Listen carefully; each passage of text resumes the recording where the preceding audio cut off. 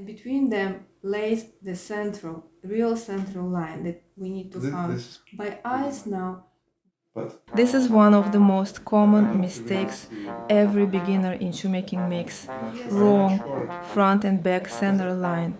It affects pattern making, but more importantly, the other steps of shoemaking. This line, we draw it on the outer side, this on the inner side. This is the boundaries of all the sides, and between them lays the real central line that we need to find. By eyes now, draw dotted line to see how it lays in the middle, to understand from better. That point yes, to this point. To connect these 2 points, okay? And then you erase these 2 curved lines that will be already unnecessary, and repeat, following the dotted line, repeat the line. Clear. And now just Follow all them. You can make it a little bit longer, like individually. You can see from this point that like this. Yeah. Now you can erase this curved line. Both. Yeah. Maybe.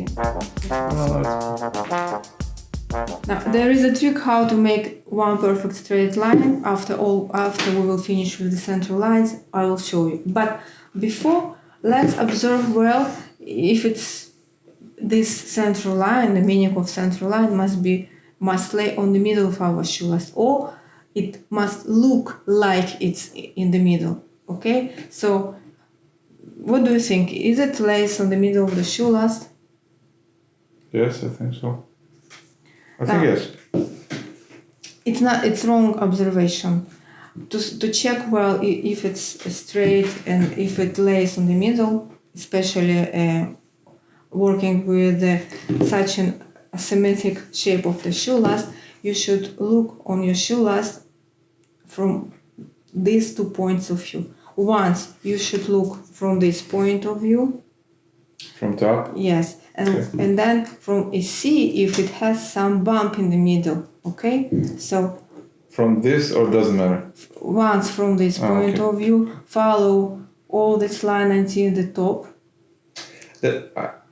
I'm always confused. The central line has to be, because this part is obviously much bigger than this part. Yes, so the center is like between the center of the cone, you can say? Yeah.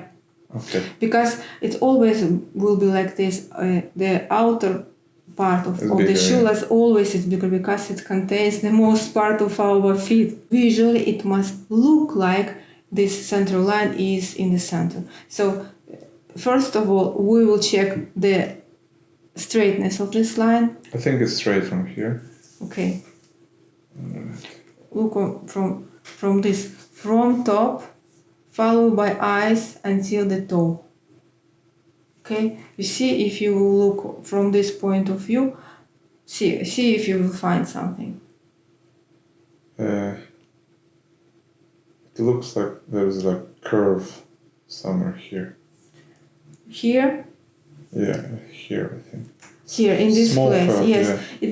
It's some when we measured it to find the middle with this measurement, we didn't mark it exactly on the middle because of this a little bit rounded shape that we have on the toe. Okay, and after making the entire central line, it's very important to check this if it has some bump in the middle or not, especially in places like this where we have curved parts of the shoe last. Okay, so you're right, here in this place it has some kind, it goes like this and then suddenly kind of bump and then it start to be straight.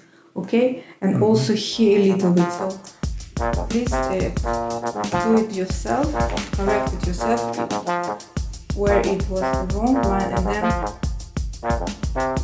you can also do the line if sometimes it's better.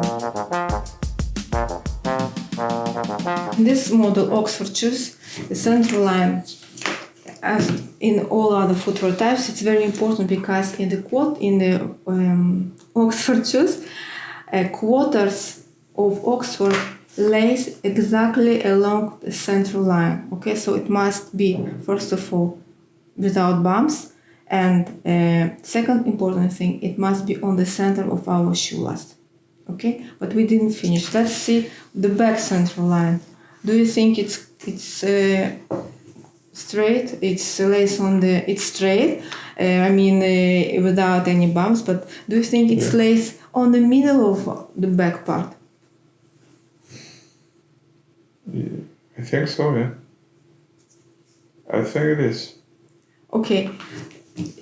Like this here, it seems like it's lace on the center of this back part, but because of this extra that you left here, it bothers you to see the ends of the central lines and to see if they lay along central line of our shoe last, and if this end of the back central line lays exactly on the center of this bottom part. Okay, so now please cut this extra.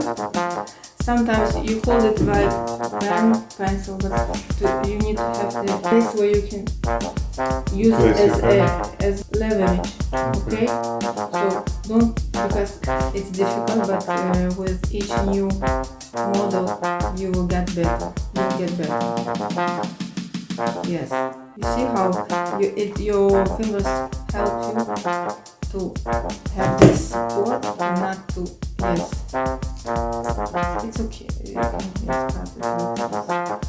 cut it.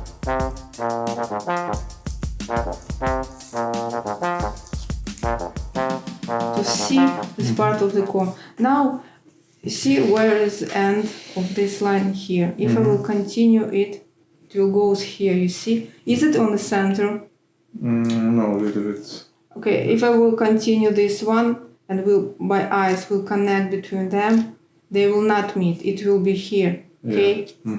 So this is wrong. It's very crucial in every footwear construction, but especially in Oxford shoes. Okay, so they must lay along one central line. Imagine that there is a central line that starts from the toe, goes here on the cone, and then on the top shoe last, and then to the back. It must lay on one central line, and these two lines. The problem was because I didn't take it off. Now do the same thing slowly with this, especially here in this part.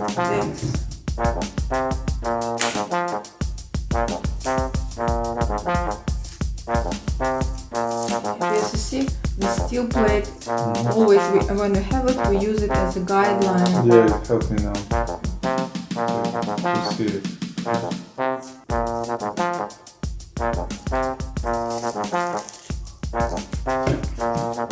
Okay, now here is the end of your line, you see? Here. Now, see if the end of this back line, it looks like in the center. Yeah. But when you will check yourself, this back end of the back line must lay on the center of this circle. You see, it doesn't 100% circle, it kind of, but it must lay on the center of this circle. So find by eyes the center of the circle. Look on this and find by eyes the center of the circle and mark it here on the back.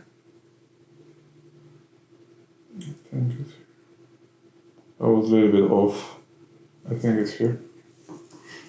Yes. So now you see how the crooked your back line, and it's very important. It's very important not only in the pattern construction of the Oxford shoes, but later in more advanced steps of this work. Okay, especially in the lasting. The fact is, during the lasting process, most mistakes made in pattern making are revealed. If the back center line and the front one aren't aligned, you'll end up with crooked shoes. It will be very difficult to place the upper on the shoe last exactly along the center, front and back, if you made this kind of mistake in pattern making. You know the kind of shoe where the back seam ends up crooked off to the side instead of straight down the center. That happens because the two lines aren't aligned. And if you try to place the upper along the front center line, the back seam shifts and becomes crooked. If you want to learn more about these first steps of lasting, comment lasting and I'll send you the link.